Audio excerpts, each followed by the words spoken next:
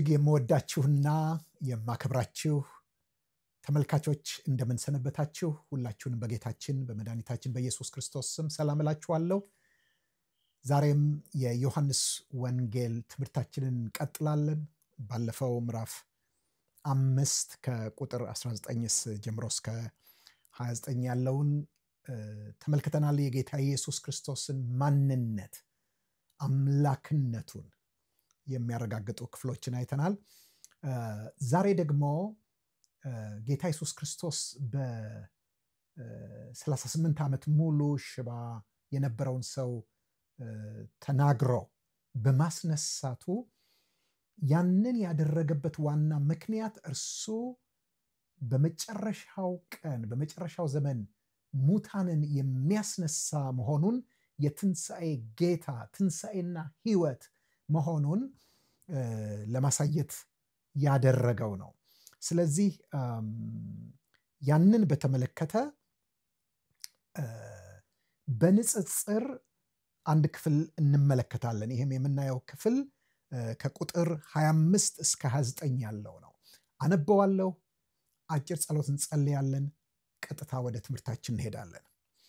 እውነት እውነት እላችኋለሁ ሙታን የእግዚአብሔርን ልጅ ድምፅ የሚሰሙበት ሰዓት ይመጣል፣ እርሱም አሁን ነው። የሚሰሙትም በሕይወት ይኖራሉ። አብ በራሱ ሕይወት እንዳለው እንዲሁ ደግሞ ለወልድ በራሱ ሕይወት እንዲኖረው ሰጥቶታልና የሰው ልጅም ስለሆነ ይፈርድ ዘንድ ሥልጣን ሰጠው። በመቃብር ያሉቱ ሁሉ ድምፁን የሚሰሙበት ሰዓት ይመጣል። መልካምም ያደረጉ ለሕይወት ትንሣኤ፣ ክፉም ያደረጉ ለፍርድ ትንሣኤ ይወጣሉና በዚህ አታድንቁ ይላል። እንጸልይ። ቅዱስ አባት ሆይ እናመሰግንሃለን። ክብር፣ ምስጋና፣ ታላቅነት ሁሉ ለቅዱስ ስም ይሁን። አሁንም እጸልያለሁ ይህንን መልእክት የሚሰሙ ሁሉ ይህንን የሚያደምጡ ሁሉ በጌታ በኢየሱስ ክርስቶስ ስም የልቦናቸው ዓይኖች እንዲበሩ የጥበብና የመገለጥ መንፈስ እንዲሰጣቸው እለምንሃለሁ። ቅዱስ አባት ሆይ ቃልህን በመስማት እምነት እንዲሆንላቸው፣ የሕይወት ለውጥ እንዲሆንላቸው፣ ታድሶ እንዲሆንላቸው እለምንሃለሁ። ይህ ቃል ያንተ ነው። ግለጥልን፣ አብራልን፣ በኢየሱስ ክርስቶስ ስም አሜን አሜን። ጌታ የተመሰገነ ይሁን። ኦኬ፣ በንጽጽር ነው እንድናይ የምፈልገው ይሄንን ክፍል። የመጀመሪያው ምንድን ነው የሚለው? እውነት እውነት እላችኋለሁ ሙታን የእግዚአብሔርን ልጅ ድምፅ የሚሰሙበት ሰዓት ይመጣል። ሙታን ብሎ ይላል። ማናቸው የእግዚአብሔርን ልጅ ድምፅ የሚሰሙት? ማናቸው በሕይወት የሚኖሩት? ሙታን። ይቀጥልና ደግሞ እዚሁ ቁጥር 28 ላይ በመቃብር ያሉቱ ሁሉ ድምፁን የሚሰሙበት ሰዓት ይመጣል። የመጀመሪያው ላይ ድምፁን የሚሰሙት ሙታን ናቸው። ሁለተኛው ላይ ግን ድምፁን የሚሰሙት በመቃብር ያሉት ናቸው። ይህ አገላለጽ ሁለት አይነት ሙታኖች እንዳሉ ያሳየናል። አንደኛው ሙታኖች የሚበሉ የሚጠጡ፣ የሚገቡ የሚወጡ፣ የሚለብሱ የሚዘንጡ፣ የሚያጌጡ፣ የሚኖሩ የሚሰሩ ሰዎች ናቸው። ምናልባትም ዝነኞች፣ ምናልባትም አዋቂዎች፣ ምናልባትም ባለጠጎች፣ ምናልባትም ባለስልጣኖች፣ ምናልባትም እንኳን ሰዎች የሚቀኑባቸው እንደነሱ ለመሆን የሚመኟቸው ሊሆን ይችላሉ። ነገር ግን ሙታን ናቸው። ምክንያቱም በዚህ ስፍራ የተጠቀሰው ሙታንነት የስጋ ሞት፣ አካላዊ ሞት አይደለም፣ መንፈሳዊ ሞት ነው። ወገኖቼ በሰው ልጅ ላይ በኃጢአት ምክንያት የመጣው ሁለት አይነት ሞት ነው። ነገር ግን የሚቀድመው አካላዊው ሳይሆን መንፈሳዊው ነው። ስለ አዳም በዘፍጥረት ምዕራፍ 2 ላይ እግዚአብሔር ሲናገር በኤደን ገነት ካሉት ዛፎች ሁሉ ትበላለህ፣ ነገር ግን በኤደን ገነት መካከል ካለው ዛፍ መልካምንና ክፉን ከሚያሳውቀው ዛፍ ፍሬ አትብላ፣ ከእርሷ በበላህ ቀን ሞትን ትሞታለህ አለው። ወገኖቼ አዳም በበላ ቀን ክልትው አላለም። በበላ ቀን ስጋው አልሞተም፣ ወደ አፈር አልተመለሰም። ነገር ግን በበላ ቀን ሞቷል። ያ ሞት መንፈሳዊ ሞት ነው። ያም ደግሞ የህይወት ምንጭ ከሆነው የህይወት መገኛ ከሆነው የህይወት ራስ ከሆነው ከእግዚአብሔር ከኢየሱስ ክርስቶስ መለየት ነው።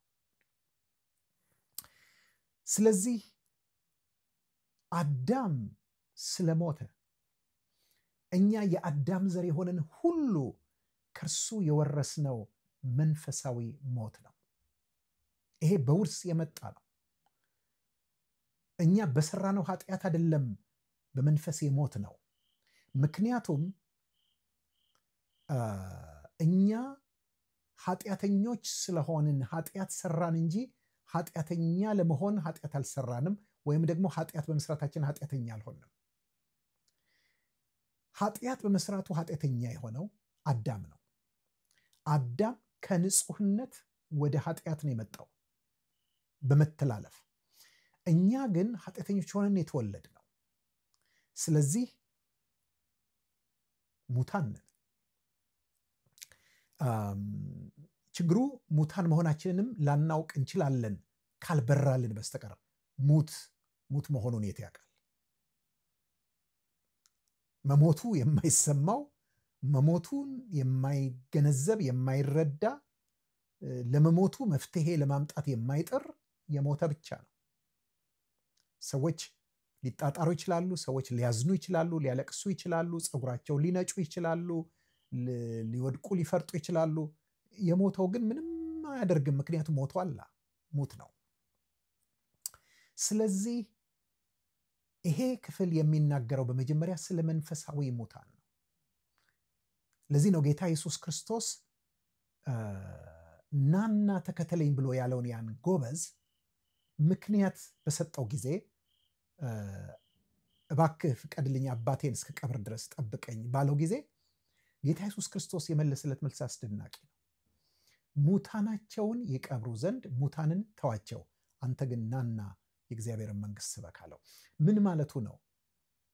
በቃሬዛ ላይ ተጭነው ወደ ቀብር የሚሄደው ሙት ነው። እንደገናም ደግሞ እያለቀሱ የሚከተሉት ሰዎችም ሙታን ናቸው። ያኛው በአካል ነው የሞተው፣ እነዚህ ደግሞ በመንፈስ ሙታን ናቸው። ስለዚህ ሰው በክርስቶስ ኢየሱስ አምኖ በትንሣኤው አምኖ በመንፈስ ቅዱስ ኃይል ሕያው ካልሆነ በስተቀር በመንፈስ ሙት ነው። ዛሬ ብዙ አይነት ሰዎች ቀደም ሲል እንዳልኳቸው በዓለም ላይ የምናደንቃቸው ሊኖሩ ይችላሉ። ነገር ግን ሙት ባለጠጎች ናቸው፣ ሙት ባለስልጣን ናቸው፣ ሙት ዝነኞች ናቸው፣ ሙት ጥበበኞች ናቸው። ሙት ናቸው። ከእግዚአብሔር አንጻር ሲታዩ ሞተዋል። ከእግዚአብሔር በሞት ተለይተዋል። ስለዚህ ሙታን ናቸው። ለዚህ ነው በኤፌሶን ምዕራፍ 2 ቁጥር 1 ላይ በበደላችሁና በኃጢአታችሁ ምክንያት ሙታን ነበራችሁ ብሎ ይላል። በበደላችሁና በኃጢአታችሁ ምክንያት ሙታን ነበራችሁ።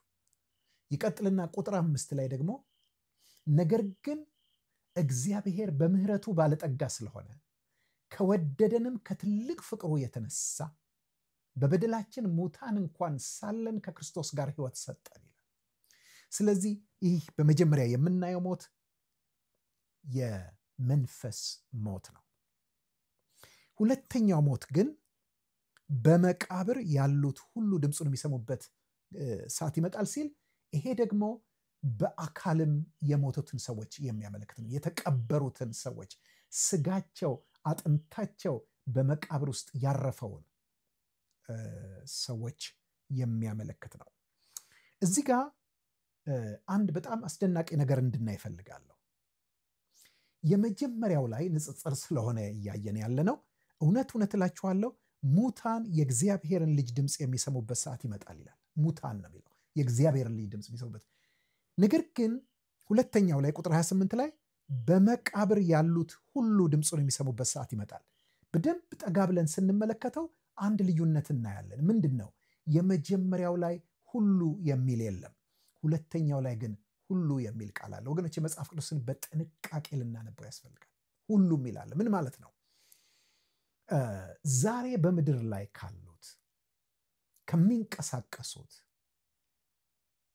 በስጋ ሕያው ከሆኑት ሰዎች መካከል ድምፁን የእግዚአብሔርን ልጅ ድምፅ የሚሰሙበት ሰዓት ይመጣል ይላል። ሁሉም አይደሉም የሚሰሙት። ሁሉም አይደሉም የሚሰሙት። ያን ድምፅ የሚሰሙ አሉ ማለት ነው። እውነት እኮ ነው። ወንጌል ሲሰበክ የጌታ ድምፅ ነው የሚሰማው። የእግዚአብሔር ልጅ ድምፅ ነው ወንጌል። የምስራቹ ቃል የእግዚአብሔር ቃል ሲነገር የእግዚአብሔር ልጅ ድምፅ ነው በዛ ውስጥ የሚያስተጋባው። ወንጌልን ዛሬ የሚሰሙ ሁሉ አይደሉም። ለምንድን ነው የማይሰሙት ካልን ሁለተኛ ቆሮንቶስ ምዕራፍ 4 ቁጥር 4 ጀምሮ ምን ይላል?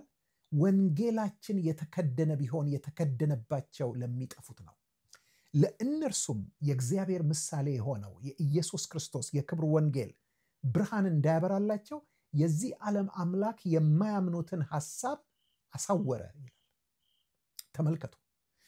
ዝቅ ይልና ነገር ግን በክርስቶስ ኢየሱስ ፊት ላይ የእግዚአብሔርን የክብሩን ዕውቀት ብርሃን እንዲሰጥ በልባችን የበራ በጨለማም ብርሃን ይሁን ያለ እግዚአብሔር ነው ይላል።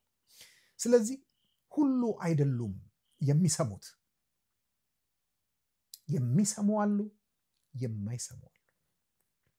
በመቃብር ካሉት ግን በስጋ ሞተው ከተቀበሩት ግን በዚያን ቀን ድምፁን የሚሰሙት ሁሉም ናቸው። ማን ሰው ሆኖ እዚህ ምድር ላይ ተፈጥሮ የኖረ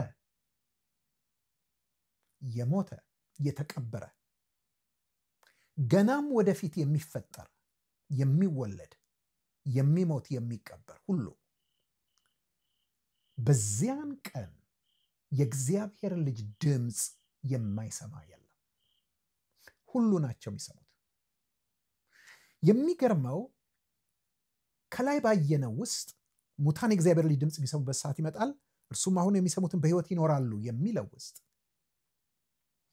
ሰዎች በፈቃዳቸው መስማት አልፈልግም ማለት ይችላሉ። የእግዚአብሔር ልጅ ድምፅ ወንጌልን፣ የምስራቹን ማለት ይችላሉ። አንድ ጊዜ አስታውሳለሁኝ ለአገልግሎት ወደ ዩናይትድ አረብ ኤሚሬትስ እየሄድኩኝ አውሮፕላን ላይ ከጎኔ የተቀመጠ ሰው ነበርና ብዙ ጊዜ በአውሮፕላን በምበረበት ጊዜ አጠገብ ያሉ ሰዎችን እንደምንም ለመግባባት ሞክርና ስለ ጌታ ኢየሱስ ክርስቶስ አዳኝነት እነግራለሁኝ። እንደዚህ አይነት ልማድ አለኝ እና ምን ይሆናል ይህን ሰውዬ ነገርኩት። ኢትዮጵያዊ ነው። ጥሩ አለባበስ፣ ዘመናዊ የሆነ ማንነት ያለው ሰው ነው እና አንዳንድ ጥያቄዎች ተጠያየቅን፣ አወራን ምናልንና ከዛ በኋላ ስለ ጌታ ዳኝነት መናገር ስፈልግ ተቆጣና እኔ የእናንተን ድምፅ የማልሰማበት የት ልሂድ አለ። ለካ ሚስቱ አማኝ ሆና ተቸግረዋል። ልጆቹ አማኞች ሆነው ተቸግረዋል። የሚሰራበት መስሪያ ቤት ጸሐፊው አማኝ ሆና ተቸግረዋል። ከሚወዳቸው ጓደኞቹ መካከል አንዱ አማኝ ሆኖ ተቸግረዋል። እነዚህ ሁሉ እና የት ሊሄድ አለ። የእናንተን ደግሞ ወደ አረብ ኤሚሬትስ እየሄድን ስለነበረ እና እዚህም አላችሁ ማለት ነው ብለዋል። ለመስማት ፈቃደኛ አልነበረም፣ ተቃውሞ። ምን ማለት ነው? አሁን በህይወት ካሉት ድምፁን እምቢ ማለት ይቻላል። ነገር ግን በመቃብር ሆኖ ድምፁን መቃወም፣ ድምፁን አልፈልግም መስማት አልፈልግም ማለት አይቻልም። በመቃብር ያሉት ሁሉ ድምፁን የሚሰሙበት ሰዓት ይመጣል ነው። ያን ጊዜ ወደደም ጠላ በመቃብር ያለ ሁሉ ድምፁን ይሰማል፣ ይነሳል። ስለዚህ ሁለት አይነት ድምፅ አየን። ሁለት አይነት ሰዓቶች ሁለት አይነት ሙታን አየን። ሁለት አይነት ደግሞ ሰዓቶች እንመልከት። እውነት እውነት እላችኋለሁ ሙታን የእግዚአብሔር ልጅ ድምፅ የሚሰሙበት ሰዓት ይመጣል። ሰዓት ይመጣል። ዝቅ ይልና ቁጥር 28 ላይ በመቃብር ያሉት ሁሉ ድምፁን የሚሰሙበት ሰዓት ይመጣል። ሰዓት ይመጣል፣ ሰዓት ይመጣል። ሰዓት ወይም ይሄ ሆራ የሚለው የግሪክ ቃል በዮሐንስ ወንጌል ውስጥ በጣም በብዛት ነው ያለው። ለምሳሌ ትዝ ይላችሁ እንደሆነ በምዕራፍ 2 ላይ ማርያም ወይን ጠጅ አልቆባቸዋል ብላ በነገረችው ጊዜ አንቺ ሴት ካንቺ ምን አለኝ? ሰዓቴ ገና አልደረሰም፣ ጊዜ ገና አልደረሰም። አማርኛ ትርጉሞቹ አንድ ቦታ ሰዓት፣ አንድ ቦታ ጊዜ ይላሉ። ነገር ግን ሁሉም ሆራ የሚለው አንድ አይነት የግሪክ ቃል ነው። ጊዜ ሰዓት ያልደረሰም ብሎ ይላል። ምዕራፍ 4 ላይ ሄደን ስንመለከት ዮሐንስ ወንጌል ምዕራፍ 4 ከሳምራይቱ ሴት ጋር ጌታ ኢየሱስ ክርስቶስ ሲነጋገር ምን አላት? ላንብብላችሁ። ቁጥር 21 ላይ ኢየሱስም እንዲህ አላት፣ አንቺ ሴት እመኚኝ፣ በዚህ ተራራ ወይም በኢየሩሳሌም ለአብ የማትሰግዱበት ጊዜ ይመጣል፣ ሰዓት ይመጣል፣ ኦራ ይመጣል። እናንተ ለማታውቁት ትሰግዳላችሁ፣ እኛ መዳን ከአይሁድ ነውና ለምናውቀው እንሰግዳለን። ነገር ግን በእውነት የሚሰግዱ ለአብ በመንፈስና በእውነት የሚሰግዱበት ጊዜ ይመጣል። አሁንም ሆኗል። ጊዜ። ስለዚህ ይሄ ሰዓት በጣም ነው የሚደጋገመው። ለምሳሌ ምዕራፍ 7 ላይ ሄደን ስንመለከት ወንድሞቹ በስጋ ወንድሞቹ የሆኑት ጌታ ኢየሱስ ወደ በዓሉ አትወጣምን? ራሱን ሊገልጥ እየወደደ በስውር የሚሰራ የለምና ራስህን ለአይሁድ ልትገልጥ ብትወድ ወደ በዓሉ ውጣ ብለው ባሉት ጊዜ ለእናንተ ሁሉ ጊዜ የተመቸ ነው፣ ሁሉ ሰዓት የተመቸ ነው፣ እኔ ግን ሰዓቴ ወይም ጊዜ ገና አልደረሰም አላቸው። ያ ብቻ አይደለም። ምዕራፍ 12 ላይ ሄደን ስንመለከት አባት ሆይ ጊዜው ደርሷል፣ ሰዓቱ ደርሷል፣ ልጅህን አክብረው አለ። ያን ጊዜ አከበርኩት አከብረውም አለሁ የሚል ድምፅ መጣለት ይላል። ምዕራፍ 17 ላይ ሄደን ጸሎቱን ስንመለከት ኢየሱስም አይኖቹን ወደ ሰማይ አቅንቶ አባት ሆይ ሰዓቱ ደርሷል፣ ጊዜው ደርሷል፣ ኦራው ደርሷል፣ ልጄ ያከብር ዘንድ በስጋ ለባሽ ሁሉ ላይ ስልጣን እንደሰጠኸው ለሰጠኸውም ሁሉ የዘላለምን ሕይወት ይሰጣቸው ዘንድ ልጅህን አክብረው ይላል። በጣም ብዙ ቦታ ላይ ይሄ ወሳኝ የሆኑ ክፍሎች ላይ ተጽፏል ይሄ ሰዓት። ስለዚህ ምንድን ነው ይሄ ሰዓት? ልዩነቱስ ምንድን ነው? በቁጥር 25 ላይ እና በቁጥር 28 ላይ ቁጥር 25 ላይ ያለውን ስንመለከት ሙታን የእግዚአብሔር ልጅ ድምፅ የሚሰሙበት ሰዓት ይመጣል ይልና እርሱም አሁን ነው ይላል። አሁን ነው ይላል። ዝቅ ይልና ግን ቁጥር 28 ላይ በመቃብር ያሉት ሁሉ ድምፁን የሚሰሙበት ሰዓት ይመጣል አለና አሁን ነው አላለም። ልክ ቅድም ሙታን የእግዚአብሔር ልጅ ድምፅ የሚሰሙበት ሰዓት ይመጣል ብሎ ሙታን ሁሉ አላለም። ነገር ግን ዝቅ ብሎ በመቃብር ያሉት ሁሉ ብለዋል። ልክ እንደዚህ አሁን ደግሞ በተቃራኒው ሙታን የእግዚአብሔር ልጅ ድምፅ የሚሰሙበት ሰዓት ይመጣል፣ እርሱም አሁን ነው አለ። በመቃብር ያሉት ሁሉ ድምፅ የሚሰሙበት ሰዓት ይመጣል፣ እሱ አሁን ነው አላለም። ለምን? ምክንያቱም እነዚህ መንፈሳዊ ሙታን በመንፈስ ሙት የሆኑ የእግዚአብሔርን ልጅ ድምፅ የሚሰሙበት ሰዓት ኦልሬዲ መጥቷል። ምክንያቱም ይህ ሰው ራሱ ይሄ ቅድም ጌታ ኢየሱስ ከሙታን ያስነሳው ከቁጥር 1 እስከ 5 ባለው ታሪክ ላይ ከሽባነት ከ38 ዓመት ሽባነት የፈወሰው ሰው ድምፁን ነው የሰማው።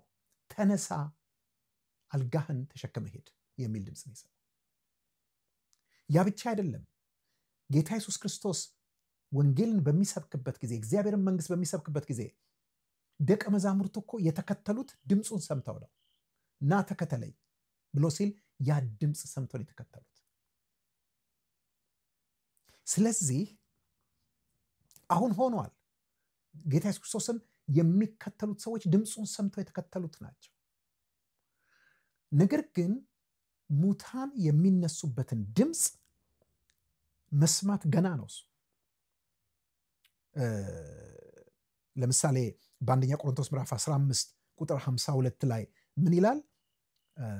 በቅጽበት ዓይን እንለወጣለን፣ መለከት ይነፋልና ሙታንም የማይበሰብሱ ሆነው ይነሳሉ፣ እኛም እንለወጣለን ብሎ ይላል።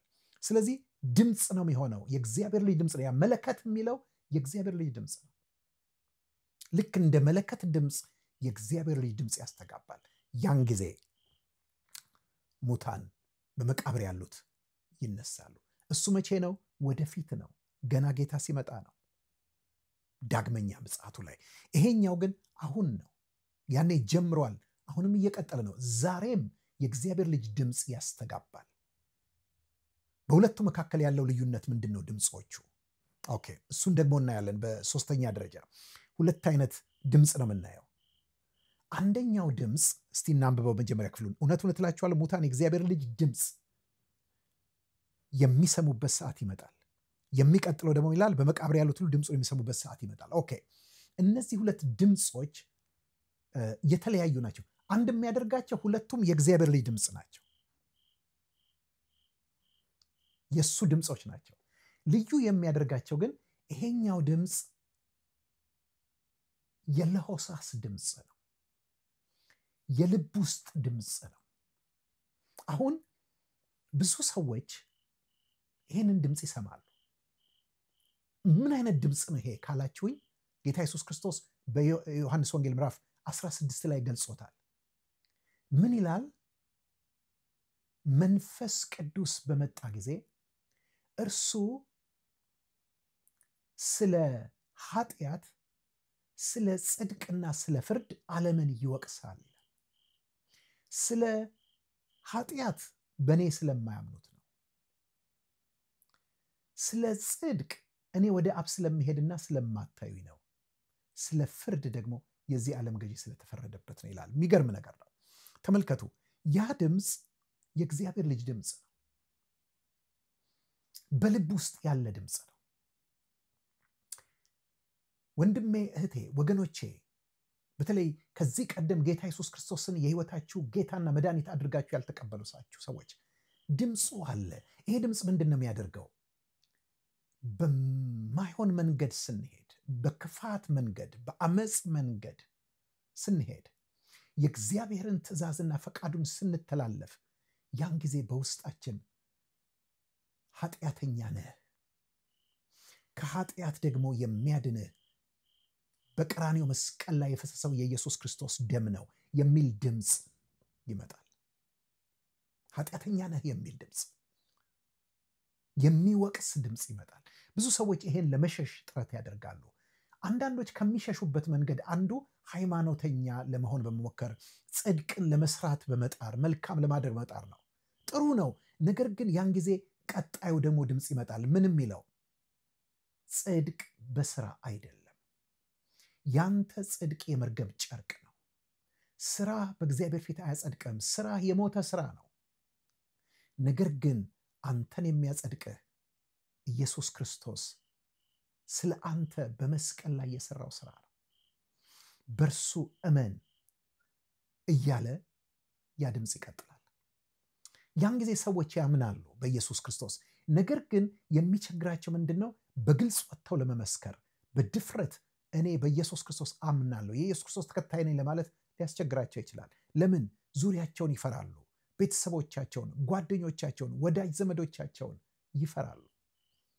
ያን ጊዜ ወቀሳው ይቀጥላል። አሁን ግን ስለ ኃጢአት አይደለም፣ አሁን ግን ስለ ጽድቅ አይደለም፣ ስለ ፍርድ ነው። ምንድን ነው?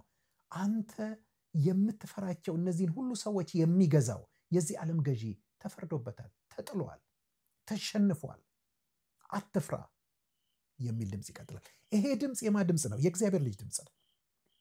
ስለዚህ ስቲል ስሞል ቮይስ ነው፣ የውስጥ ድምፅ ነው። ነገር ግን በመቃብር ያሉትን ከሙታን የሚቀሰቅሰው ድምፅ ግን ኃያል ድምፅ ነው፣ ውጫዊ ድምፅ ነው። ማንም ፍጥረት ላይሰማው የማይችል ኃያል ድምፅ ነው። ጌታ ኢየሱስ አልዓዛርን ከሙታን ሲያስነሳው በዮሐንስ ወንጌል ምዕራፍ 11 ቁጥር 43 ላይ ምንድን ነው ያለው? ኢየሱስም በታላቅ ድምፅ አልዓዛር ሆይ ውጣ ብሎ አለው። በታላቅ ድምፅ ሙታን ለማስነሳት ምን አይነት ድምፅ እንግዲህ ለአልዓዛር ታላቅ ድምፅ ከነበረ በዓለም ላይ የሞቱትን ሁሉ ለማስነሳት ምን አይነት ድምፅ እንደሚሆን መገመት ትችላላችሁ። ስለዚህ ሁለት አይነት የተለያዩ ድምፆች ነው የምናየው። አራተኛ የምናየው ሁለት አይነት ትንሣኤ ነው። አንደኛው መንፈሳዊ ትንሣኤ ነው። ምክንያቱም እውነት እውነት እላችኋለሁ ሙታን የእግዚአብሔር ልጅ ድምፅ የሚሰሙበት ሰዓት ይመጣል፣ እርሱም አሁን ነው፣ የሚሰሙትም በሕይወት ይኖራሉ የሚለው ዮሐንስ ወንጌል ላይ ትዝ ይላችኋል። ምዕራፍ 3 ላይ ሰው እንዴት ነው ዳግም የሚወለደው? ከሸመገለ በኋላ ወደ እናቱ ማኅፀን ገብቶ ይወልዳል ብሎ ኒቆዲሞስ ለጠየቀው ጥያቄ ምንድን ነው የሰጠው መልስ? ነፋስ ወደሚወደው ይነፍሳል፣ ከየት እንደመጣ ወዴት እንደሚሄድ አታውቅም፣ ነገር ግን ድምፁን ትሰማለህ፣ ከመንፈስም የተወለደ እንዲሁ ነው አለው። ስለዚህ ድምፁን ትሰማለህ። ያ ወገኖቼ የህይወት ትንሣኤ ነው፣ የመንፈስ ትንሣኤ ነው። ነገር ግን በመቃብር ያሉት ሁሉ ድምፁን የሚሰሙበት ሰዓት ይመጣል ይልና ውጤቱ ምንድን ነው? መልካም ያደረጉ ለህይወት ትንሣኤ፣ ክፉም ያደረጉ ለፍርድ ትንሣኤ ይወጣሉና በዚያ አታድንቁ ይላል። ስለዚህ ያኛው መንፈሳዊ ትንሣኤ ነው፣ ሌላኛው ደግሞ አካላዊ ትንሣኤ ነው። እዚህ ጋር አንድ አብረን ማየት ያለብን ነገር መንፈሳዊ ትንሣኤን የሚሰጠው የእግዚአብሔር ልጅ ድምፅ መስማት ነው፣ ሌላ ነገር አይደለም። አንድ ሰው ድምፁን ከሰማ ሕያው ሆኗል ማለት ነው። ድምፁን ከሰማ መንፈሳዊ ጆሮ ተከፍቷል ማለት ነው። ስለዚህ በህይወት ይኖራል፣ ምንም ጥያቄ የለው። ድምፁን ሰምቶ በህይወት የማይኖር የለም። ነገር ግን በመቃብር ያሉት ደግሞ ሰምተው በህይወት መኖር ብቻ አይደለም በአካልም ይነሳሉ ብሎ ይላል። አምስተኛው ሁለት አይነት ውጤት ነው የምናየው። ምን አይነት ውጤት ካላችሁኝ አሁን እንዳየነው የእግዚአብሔር ልጅ ድምፅ የሚሰሙበት ማለት ወንጌልን ሰምተው የሚያምኑ እነርሱ በህይወት ይኖራሉ ነው። ወገኖች ይሄ በህይወት መኖር ማለት መብላት፣ መጠጣት፣ መግባት፣ መውጣት፣ መልበስ፣ መስራት አይደለም። ዛሬ በዓለም ላይ እንደምናየው አይነት እንቅስቃሴ አይደለም። ኖ እሱ አይደለም በህይወት መኖር። በህይወት መኖር ማለት ለእግዚአብሔር ሕያው መሆን ማለት ነው። በህይወት መኖር ማለት እግዚአብሔርን ማወቅ ነው፣ ፈቃዱን ማወቅ ነው። በህይወት መኖር ማለት ወገኖቼ ዘላለማዊ በሆነ ህይወት መኖር ማለት ነው። ስለዚህ ውጤቶች ላይ እነዚህ በህይወት ይኖራሉ ወገኖቼ። ማንም ያመነ ሰው በህይወት ይኖራል። ነገር ግን በመቃብር ያሉት ድምፁን የሚሰሙት ምንድነው? እኩሌቶች መልካም ያደረጉ ለህይወት ትንሣኤ፣ ክፉም ያደረጉ ለፍርድ ትንሣኤ ይወጣሉ የሚለው በአካል መነሳት ነው። እዚህ ጋር መልካም ያደረጉ ለህይወት ትንሣኤ፣ ክፉም ያደረጉ ለፍርድ ትንሣኤ ይወጣሉ ሲል ታዲያ ሰው የሚነሳው የሚጸድቀው በስራ ነው ማለት ነው? መልካም በማድረግ ክፉ በማድረግ ነው? ወገኖቼ ልንገራችሁ፣ ምን ማለት ነው መልካም ማድረግ? በዚህ ኮንቴክስት በዚህ አውድ መልካም ማድረግ ምንድን ነው? ክፉ ማድረግ ምንድን ነው? ወገኖቼ መልካም ማድረግ በዚህ በዮሐንስ ወንጌል አውድ አንድ ነው፣ በኢየሱስ ክርስቶስ ማመን ነው። በዚህ መጽሐፍ ውስጥ 101 ጊዜ ማመን የሚለው በተለያየ ግስ ብሊፍ የሚለው ተጽፏል። ስለዚህ መልካም ማድረግ ማለት ነው እግዚአብሔር በእርሱ እመኑ ትድናላችሁ ብሎ የሰጠውን ልጁን ማመን ነው። ክፉ ማድረግ ምንድን ነው? በዚህ ኮንቴክስት ውስጥ ክፉ ማድረግ የእግዚአብሔር ልጅ መቃወም ነው፣ ሪጀክት ማድረግ ነው፣ አለመቀበል ነው፣ አለማመን ነው፣ ደግሞም በትእዛዙ አለመኖር ነው። ስለዚህ እነዚህ ነገሮች የጌታ ኢየሱስ ክርስቶስን የትንሣኤ መልእክት መንፈሳዊ ትንሣኤ፣ አካላዊ ትንሣኤ፣ መንፈሳዊ ሙታን፣ አካላዊ ሙታን፣ አሁን ወደፊት የሚሰሙ ብቻ ሁሉ የሚሉት በጣም አስደናቂ የሆኑ ንጽጽሮች ናቸው። እናንተም በሚገባ ልታዩ ትችላላችሁ። መጨረሻ ላይ ምን ይላል? በመቃብር ያሉት ሁሉ ድምፁን የሚሰሙበት ሰዓት ይመጣል፣ መልካም የሚያደርጉ ለሕይወት ትንሣኤ፣ ክፉ የሚያደርጉ ለፍርድ ትንሣኤ ይወጣሉና በዚህ አታድንቁ ይላል። በየቱ አታድንቁ? ምዕራፍ 5 ከቁጥር 1 እስከ 5 ባለው ክፍል ውስጥ ጌታ ኢየሱስ ክርስቶስ ያንን 38 ዓመት ሙሉ ሽባ የነበረውን ሰው አስነስቶታል።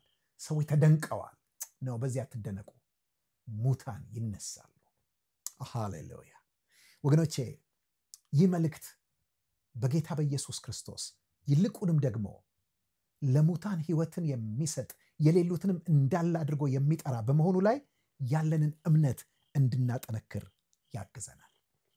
ውድ ወገኖች ስለነበረን ጊዜ እግዚአብሔርን አመሰግናለሁ።